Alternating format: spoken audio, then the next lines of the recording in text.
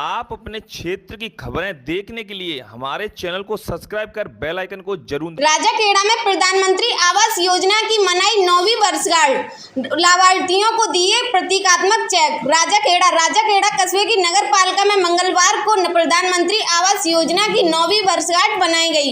इस दौरान नगर पालिका के सभाकक्ष में लाभार्थी संवाद कार्यक्रम का भी आयोजन किया गया, जहां योजना से जुड़े लाभार्थियों को संवाद किया गया। कार्यक्रम में प्रधानमंत्री आवास योजना के तहत मिलने वाली राशि तथा योजना की पात्रता और जरूरी दस्तावेजों के बारे में लोगों को जानकारी दी गई। इसी के साथ लाभार्थियों से उनकी समस्याओं को भी जाना गया और मौके पर ही उनका निराकरण करने का प्रयास किया गया। कार्यक्रम के अंतर्गत प्रधानमंत्री आवास योजना के लाभार्थियों को प्रतीकात्मक चेक प्रदान किए गए। योजना को लेकर CLTC विशाल शर्मा ने बताया कि जरूरतमंद लोगों को पक्का आवास मुहैया कराने के लिए केंद्र सरकार द्वारा प्रधानमंत्री आवास योजना की शुरुआत की गई, जिसमें पात्र लाभार्थी आवेदन कर योजना का लाभ उठा सकते हैं। इस दौरान ड्राफ्टमैन राजेंद्र सिंह के साथ वार्ड पार्षद विजेंद्र सिंह उर्फ भारत सरकार के साथ पार्षद जहूर खान, CLTC योगेश शुक्ला, विशाल शर्मा, सहायक कर्मचारी विजय सिंह उर्फ बॉबी जादव आदि मौजूद रहे।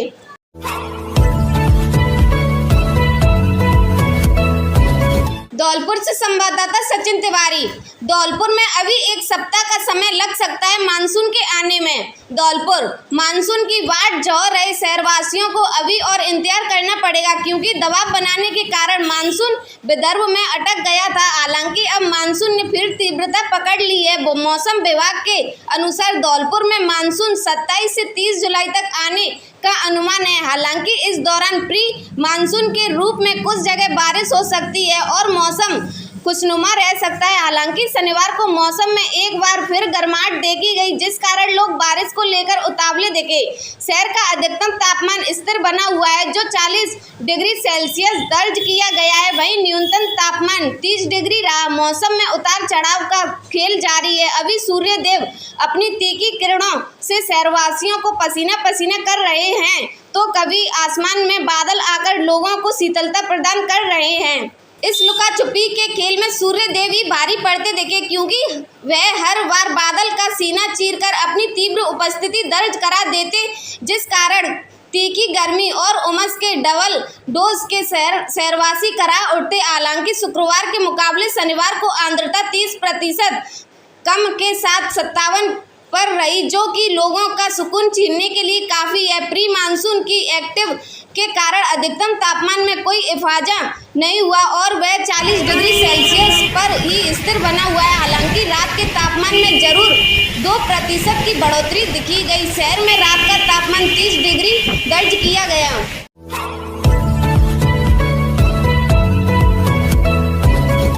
धौलपुर से संवाददाता सचिन तिवारी। धौलपुर में कानून को अपने हाथ में लेने वाले को किसी भी हालत में बख्शा नहीं जाएगा। धौलपुर गृह राज्य मंत्री और जिला प्रभारी जवाहर सिंह बेडम ने कहा कि प्रदेश में कानून व्यवस्था को लेकर किसी भी सूरत में लापरवाही बर्दाश्त नहीं की जाएगी।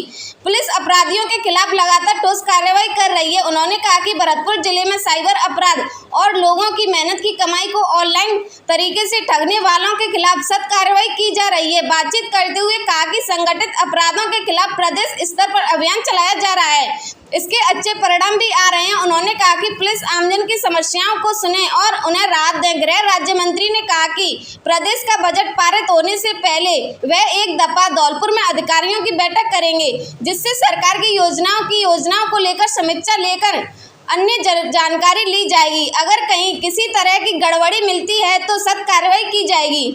अक्सर कार्य प्रणाली और शैली में लाए सुधार। गृह मंत्री बेडम ने की सरकार बदल चुकी है, लेकिन अभी भी कुछ अफसर अपने हिसाब से कार्य कर रहे हैं। उन्होंने कहा कि ये सरकार आमजन की है। अधिकारी चौवरे ने बाहर निकले गए वास्तविक स्थिति को पहले समझें और फिर कार्रवाई करें। उन्होंने कहा कि आमजन को परेशानी को दूर करना है, इसीलिए अधिकारी समस्याओं को गंभीरता से सुने और बैठकों में जो भी दिशा निर्देश दिए जा रहे हैं वे बैठक तक नहीं रहे। लापरवाह कार्यशैली को बर्दाश्त नहीं किया जाएगा।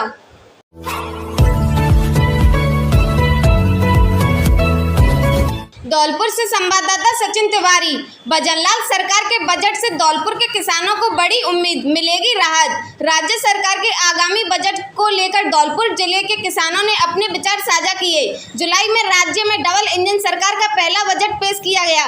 इसमें धौलपुर के किसानों ने बताया कि उन्हें इस बजट से क्या बड़ी उम्मीदें नजर आ रही हैं। किसानों ने बताया कि खेती लगातार किसानों के लिए घाटे का सौदा साबित हो रही है। खाद, बीज, यूरिया, डीएपी और कीटनाशकों के दामों में भारी बढ़ोतरी हो रही है। इसके अलावा खेती के दूसरे उपकरणों पर भी लगातार महंगाई बढ़ रही है। इसके कारण उन्हें खेती में लागत के हिसाब से उत्पादन नहीं मिल पा रहा है। उन्होंने आगे बताया कि हर मौसम में उन्हें निराशा ही हाथ लगती है। बिजली कटौती से लेकर कई चीज़ों पर किसानों का दर्द झलका। उन्होंने बताया कि अक्सर सिंचाई के लिए बिजली की आपूर्ति समय पर नहीं मिल पाती, जिससे खेती करने में काफ़ी दिक्कतें आती हैं। बीमा का नहीं होता भुगतान। किसानों ने बताया कि सरकार के जरिए कृषि क्रेडिट कार्ड के माध्यम से बीमा किया जाता है, लेकिन राज्य सरकार हर सीजन में अतिवृष्टि, ओलावृष्टि, पाला और कोहरे के कारण नष्ट हो रही फसल पर कोई ठोस कदम नहीं उठाती, जिसके बारे में शायद इस साल के बजट में कुछ किया जाएगा, क्योंकि अधिकतर किसान ऐसी प्राकृतिक आपदाओं में बीमा नहीं कराते। कृषि विभाग की जानकारी कागजों तक सिमटी। इसके साथ ही किसानों को कृषि विभाग की ओर से बुनियादी जानकारी मुहैया कराने से भी निराशा है। उनका मानना है कि विभाग और राज्य सरकार इस काम में असफल साबित हो रही है, क्योंकि राज्य व केंद्र सरकार के माध्यम से किसानों के हित में जो भी योजनाएं चलाई जा रही हैं, उनके बारे में सही जानकारी समय पर नहीं मिल पाती। इसके अलावा कृषि विभाग फसल को बेहतर बनाने के लिए सुझाव भी नहीं देता है। विभाग के अधिकारी और कर्मचारी महज दफ्तर में बैठकर औपचारिकताएं पूरी कर रिकॉर्ड मेंटेन करते हैं। किसानों ने बताया कि रबी और खरीफ की फसलों के लिए उन्हें कालाबाजारी का सामना करना पड़ता है। समय पर डीएपी और यूरिया न मिलने पर फसलों की बुआई में देरी हो जाती है। बाजार में खाद, बीज, यूरिया और कीटनाशकों की जमकर कालाबाजारी हो रही है। खाद और बीज निर्धारित मूल्य से अधिक दामों पर खरीदना पड़ रहा है। किसने की मांग, बजट में मिले राहत। इसके अलावा किसानों ने राज्य सरकार से बजट में राहत की मांग की।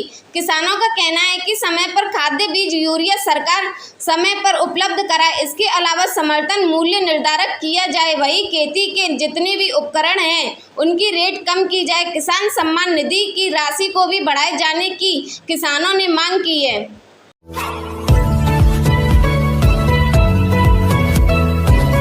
धौलपुर से संवाददाता सचिन तिवारी। धौलपुर में विद्यालय खुलने पर बच्चे पढ़ेंगे अनुशासन का पाठ। धौलपुर विश्व पर्यावरण दिवस को लेकर 5 जून से सरकारी विद्यालयों में आयोजित होने वाले समर कैंप अब विद्यालय खुलते ही पढ़ाई के साथ यह भी आयोजित कराए जाएंगे। इस बार नवाचार के साथ पहली बार समर कैंप लगाए जाने थे, लेकिन भीषण गर्मी को देखते हुए यह कैंप निरस्त कर दिए गए थे, लेकिन अब इनकी शुरुआत जुलाई माह से होगी। शिक्षा विभाग की ओर से जिले भर के सरकारी विद्यालयों में 1 से 7 जुलाई तक समर कैंप लगाए जाएंगे। ऐसा पहली बार हो रहा है कि समर कैंप गर्मी के लिए अवकाश में नहीं लगाकर विद्यालय खुलने पर आयोजित किए जाएंगे। विद्यालय में प्रवेश उत्सव के साथ समर कैंप की गतिविधियां एक साथ कराई जाएंगी। गर्मी की छुट्टियों के बाद विद्यालय में पढ़ाई शुरू करवाने के साथ ही अब 7 दिनों तक कई तरह की गतिविधियां भी करवाई जाएंगी। इसके लिए विभाग तैयार है। इसके लिए शिक्षा परिषद की ओर से गाइडलाइन भी जारी कर दी गई है। समर कैंप में किसी दिन सरकारी अवकाश आ गया तो अवकाश वाले दिन की गतिविधियां अगले दिन कराई जाएंगी। इसके साथ ही शिक्षा विभाग को जिले में आयोजित समर कैंप की प्रतिदिन की रिपोर्ट विद्यालय की ओर से शिक्षा परिषद को उपलब्ध कराने के निर्देश भी दिए गए हैं। स्वच्छता से लेकर अनुशासन का पाठ पढ़ाएंगे। नए सत्र के लिए सरकारी विद्यालय खुलते ही समर कैंपों में पाठ पढ़ाया जाएगा। 1 जुलाई से पहले दिन विद्यार्थियों को स्वस्थ जीवन शैली के बारे में प्रशिक्षण दिया जाएगा, जिसमें सुबह जल्दी उठना, प्रतिदिन व्यायाम करना, माता पिता और बड़ों का आशीर्वाद लेना, प्रतिदिन स्कूल आकर पढ़ना और संतुलित भोजन करना, साफ कपड़े पहनना और बड़े लोगों के कार्यों में सहयोग करना आदि बातें सिखाई जाएंगी। 2 जुलाई को इलेक्ट्रॉनिक उत्पादों के खराब हो जाने पर उससे निकलने वाला ई वेस्ट निस्तारण के बारे में बताया जाएगा। विद्यार्थियों को बताया जाएगा कि इस तरह के ई वेस्ट से पर्यावरण को नुकसान पहुंचता है। 3 जुलाई को ऊर्जा के स्वरूपों की जानकारी दी जाएगी। साथ ही ऊर्जा संरक्षण के तरीकों के बारे में बताया जाएगा। 4 जुलाई को जल संरक्षण के बारे में बताया जाएगा। वर्षा होने पर उसके जल के संचयन के अलग अलग विधियों की जानकारी दी जाएगी। 5 जुलाई को स्वस्थ रहने के लिए स्वस्थ और संतुलित आहार के साथ खाद्य सुरक्षा और पोषण के बारे में जानकारी मिलेगी। 6 जुलाई को कूड़ा कचरा कम करते हुए प्रदूषण को कम करने की बातें समझाई जाएंगी। अंतिम दिन सिंगल यूज प्लास्टिक के उपयोग से होने वाले नुकसान के बारे में बताया जाएगा। इसके साथ ही लोगों को जागरूकता करने के बारे में बताया जाएगा।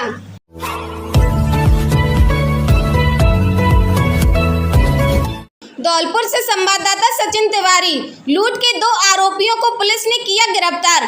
पुलिस ने आरोपियों से एक सिंगल शॉट पचफेरा 2 जिंदा कारतूस किए जब्त। आरोपियों से लूटा हुआ मोबाइल भी किया बरामद। आरोपी मोबाइल लूटने और खरीदने का करते हैं काम। तलैया से आगे खेत से दोनों को किया गिरफ्तार। निहालगंज थाना के एएसआई राजेश कुमार के नेतृत्व में कार्रवाई। IG Rahul Prakash, SP Sumit Mehra, additional SP Manoj Sharma, DSP Tapendra Meena के निर्देशन पर कार्रवाई।